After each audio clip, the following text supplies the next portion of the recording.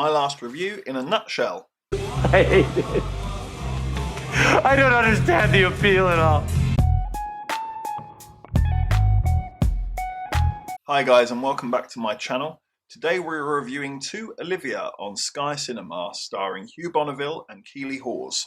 So To Olivia is a somewhat autobiographical story of the author Roald Dahl. It's more based on his family life than it is his career. It's focusing on the time he spent married to the actress Patricia O'Neill and his children. So diving straight into it, it's filmed really nicely. The music, the setting, the tone, it's all there. It's all very well done. There's nice little touches, things like getting the tax disc in the corner of the car window, things like that. They get that right. It's nice to see the attention of detail. I wasn't always sold on Keeley Hawes' American accent. I don't know Patricia O'Neill. She may well have sounded like that. It doesn't take anything away from her performance, but certainly early on I was a little bit...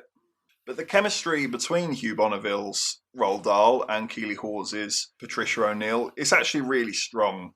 They feel like a real couple, they feel genuine. When they're praising each other, you feel it, you feel the love, and when they're frustrated with each other, you also feel it, you feel the frustration. They do feel real, they feel like a real relationship, real people. I don't want to go into spoilers too much because I think it's a highly enjoyable film, and I went in blind, and I think it's might be the best way to do it. The film did catch me off guard from what I expected from the trailer, certainly in the tone. The trailer somewhat suggested that it was going to be a little bit more upbeat than it actually was. I can live with that. It's not a complete sellout in that regard. It's not completely selling something else and delivering something else.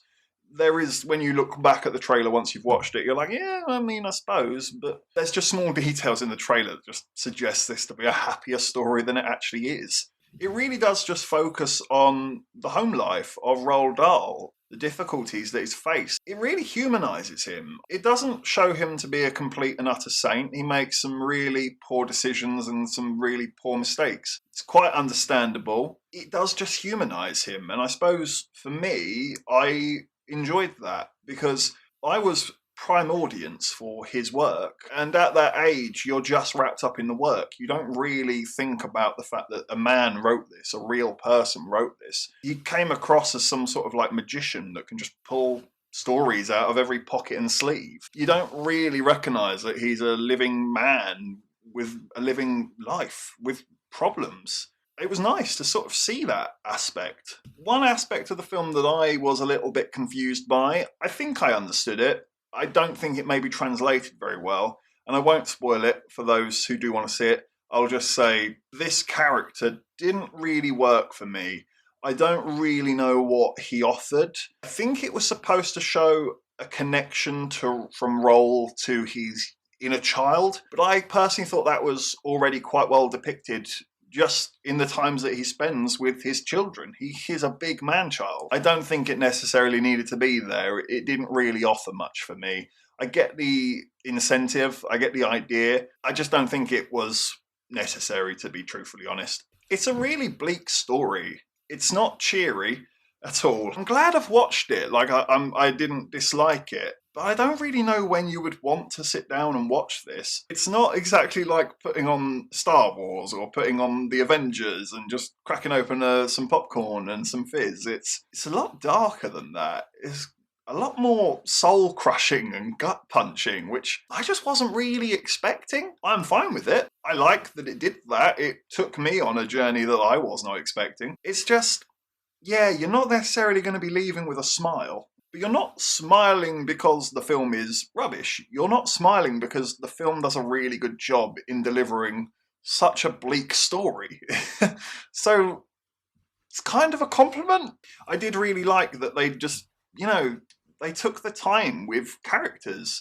There isn't really any urgency or rush in the story. It just wants you to get to know these people, and I enjoyed getting to know them. I really liked that they at no point villainize anybody for their stupid actions, and they also don't make people out to be saints either. They feel like human beings that are struggling, but you totally understand where he's coming from. The performance from Hugh Bonneville is It's majestic. It's a really brilliant performance. I personally think he's massively underrated. He can do it all. He can be scary.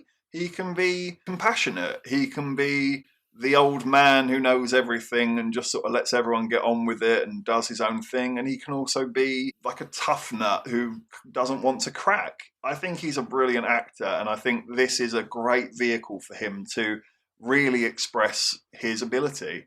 And the same goes to Keeley Hawes. She's also a brilliant performer, and together they just work.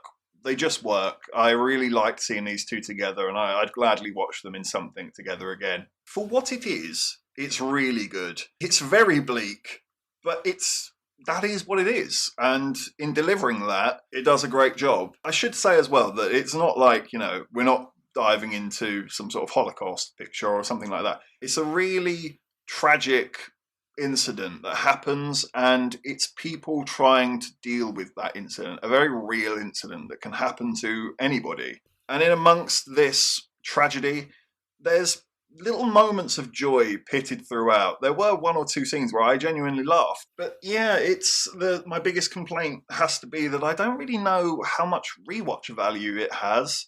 I don't know if I'm going to ever be in a rush to sort of sit through this sort of emotion again. I don't know really. When would you want to watch this? I suppose when you're having a really bad day and maybe you just want to see someone else have a rough time. Maybe that'd be a good time to watch it. But like I say, for what it is, it totally delivers. I'm going to give To Olivia a 7 out of 10. I think older viewers will enjoy this more than younger viewers. I wonder if some of the younger viewers will probably sit there and maybe lose interest, lose attention, start thinking, what's the point of this? I don't really get it apart from to be miserable. I can see an older audience potentially crying at it, potentially feeling really connected to it, maybe even understanding the scenario. Maybe they've experienced it themselves. And I think that could potentially evoke a really powerful reaction for some people. I personally have never experienced anything like it. So I was sort of on some level outside looking in. But I still felt it in my gut. I still understood the emotions that the characters were going through, and that speaks volumes for the writing and the performance of both actors. Thanks for watching this review. If you could leave a like, comment and subscribe, I look forward to seeing you on the next one.